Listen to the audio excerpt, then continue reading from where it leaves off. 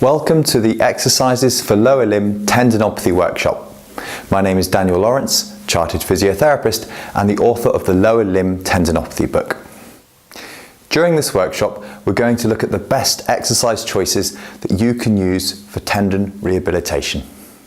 How to get your patients motivated, explain the important principles of tendon loading, and generally share some top tips for tendons. We begin by rebalancing the tendon load. When it comes to exercise for lower limb tendinopathy, we need to firstly identify and reduce the aggravating factors. And then we can begin to strengthen the muscle and tendon unit to increase its capacity for load. So how can you reduce the aggravating factors? There are typical known triggers that can irritate the tendons of the lower limb. These typically fall into two categories: loading triggers and compression factors, or a mix of both. For the Achilles tendinopathy, it's commonly associated with running, specifically endurance or uphill. Excessive dorsiflexion can also cause compression of the tendon over the superior posterior calcaneus. For patellar tendinopathy, it's most commonly associated with jumping and also running, particularly repetitive or unaccustomed. For hamstring tendinopathy, running or walking up hills can cause excessive load, and repeated or sustained hip flexion exercises like deadlift or deep squats can cause compression of the upper hamstring tendons over the ischium. For the gluteus medius tendinopathy, running or walking, hip adduction postures like side lying, and again, there's usually a recent increase in activity. Before we begin with some practical examples of the exercises, here are some important exercise principles in relation to pain. With tendinopathy, pain does not equal damage. It often just means that there is sensitization of the tendon. Short term, the exercises aim to desensitize the tendon, allowing the brain to downgrade its response to tendon load and essentially turn down the volume on the pain, known as pain modulation, or to our patients, just simple pain relief. Patients may report pain when starting the exercises, but that's okay. The pain should temporarily reduce following the exercises. We should also see improved motor control happening fairly quickly with rehabilitation, but structural changes within the muscle and the tendon will take about 2 to 3 months at least. So the initial response that we're looking for is pain reduction. In the midterm, we're looking for pain reduction and improved motor control. And in the long term, pain reduction, better control, and structural change. Let's have a look at the Achilles exercises. I usually like to start people with an isometric calf raise. It's easy to teach and do, hard to get wrong, and the patient has less concern about tendon damage because there's no movement occurring. We can then progress to dynamic and possibly include dorsiflexion off a step, but not for insertional pain, as this can cause compression of the tendon over the posterior calcaneus. We will, however, need to restore dorsiflexion at some point, so don't avoid dorsiflexion forever. Ideally, the Achilles should be targeted with both straight knee and bent knee calf raises. The reason is the soleus provides approximately half of the fibre contribution to the Achilles tendon, along with the gastrocnemius, and is a significant contributor to upright stance during propulsion. So we bend the knee to bias the load onto the soleus.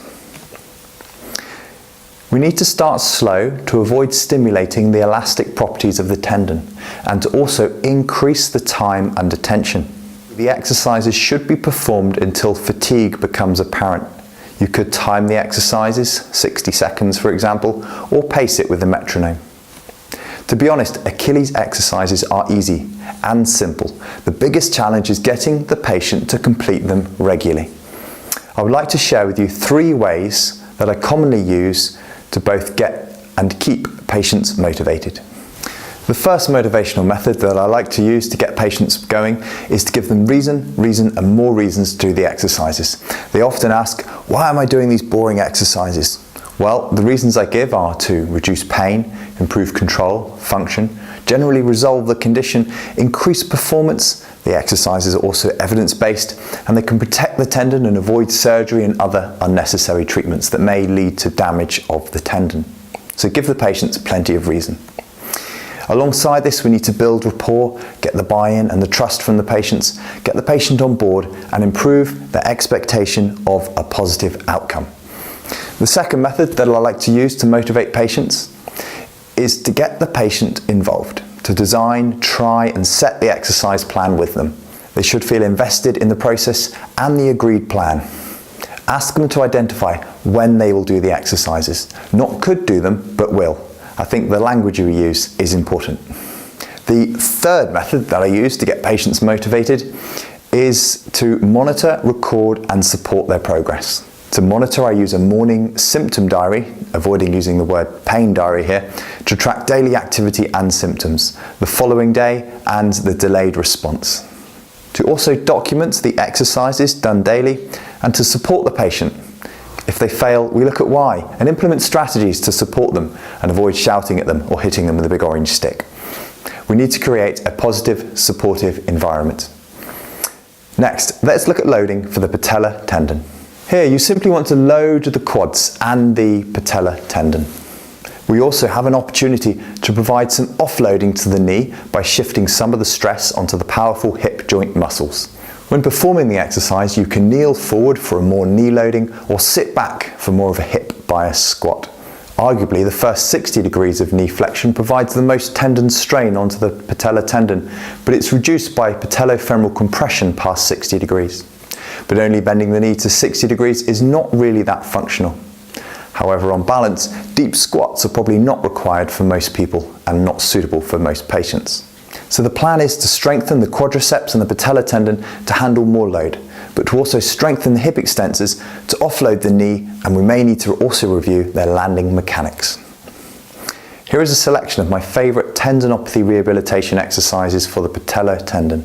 I like to start with a squat, isometric away or against the wall, moving to a one-leg squat to immediately increase the load, moving slowly to maintain time under tension, increasing the range, and then to include deadlifts to bias the hip joint muscles. A banded squat is an excellent combination to strengthen up the hips as well as the quadriceps, and drop squats are a great way to start working on landing mechanics. Patients will often ask, how often should I do these loading exercises for the various tendons? Well, typically loading 3 times a day to fatigue is ideal as a minimum, and the loading triggers a cellular stimulus that lasts about 4 to 5 hours. Now, if we look at bone density research, it indicates that we need to re-trigger this response after this time period to maintain the positive cellular changes. When we get to heavy load and intense training, we will need more time for rest, recovery and adaptation. Okay, next we'll look at the exercises for hamstring tendinopathy. This is an awkward tendinopathy, less common and generally slow to recover. For this tendinopathy, we need to avoid compression over the ischium, which typically involves hip flexion postures.